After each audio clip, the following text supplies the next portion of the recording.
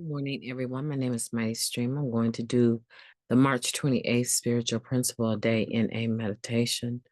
The title of the meditation for today, Trust in Our Message and Our Bond. Over and over, we see members from rival nations or neighborhoods, from different faiths or families, come to love and trust each other in the room of NA. Guiding Principles, Tradition 10, Closing Reflection. Our traditions enable NA to bring addicts from all walks of life together in a single fellowship. We often remark how addiction does not discriminate, so neither should we. Tradition 3 ensures an open policy of membership, and Tradition 10 helps us to learn to leave our outside baggage at the door when we join together in recovery. Unity, anonymity, common welfare. Our traditions are rich with principles guiding us to better embrace one another, regardless of. It all sounds great in theory, but it's the practice that really matters. As in NA, many other organizations value principles like unity and acceptance.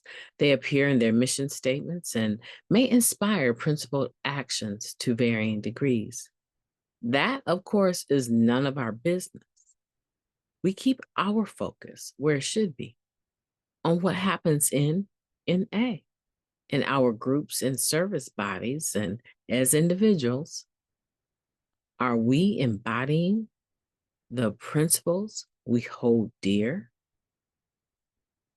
As we stay clean and carry the message, the connections between our experience as recovering addicts, our primary purpose, and NA unity become much clearer.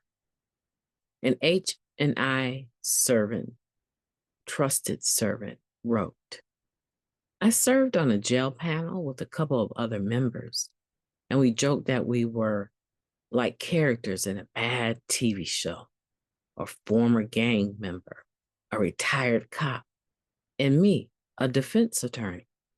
We shared together twice a month for a few years, and now we are bonded for life. No matter what our differences are, carrying the message joins us together in a special way. We addicts are uniquely qualified to help other addicts. We have been there. This helps newcomers trust our message and grow to trust us too, in spite of our surface level differences. Sharing and serving together with other members helps us deepen that trust. Our message is truly a tie binding us together that's stronger than anything that might tear us apart. Carrying the message is a bond of sharing, serving, and recovering together.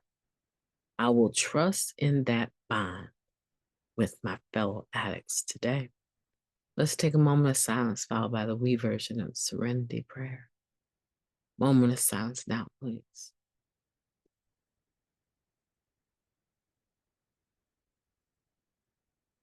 Thank you. God grant us the serenity to accept the things that we cannot change, courage to change the things that we can, and the wisdom to know the difference. Just for today, please and thank you. Trust in our message and our bond. Oftentimes, carrying the message creates a synergy. My energy with someone else's. It could be the group or it could be one person, but it creates this energy that is positive. And it almost becomes as though, yeah, I could show up to a meeting by myself, but how much better is it if there's at least one other person at that meeting, right? But if there's several people, that I can look around the room and see that we have nothing in common other than the fact that we're in recovery, that our paths never would have crossed, ever, had it not been for the rooms of Narcotics Anonymous. And of course, mostly people think of race, ethnic background, culture. But in Narcotics Anonymous, we cover the whole base. We try not to judge. We leave our outside baggage at the door. And when we step through the door of a meeting or a convention, now the playing field is level. We are all equal. All equal. Don't care what degree you have. Don't care how much money you have. How big your home is. How good your husband is to you. I don't care about any of those things. And I try to make a practice of not carrying a bottle when I'm in that atmosphere. So that's what we're getting from this, is that trusting in the message, which means that you will also carry it, ultimately leads to us forming bonds with each other. You know what I think the problem is sometimes?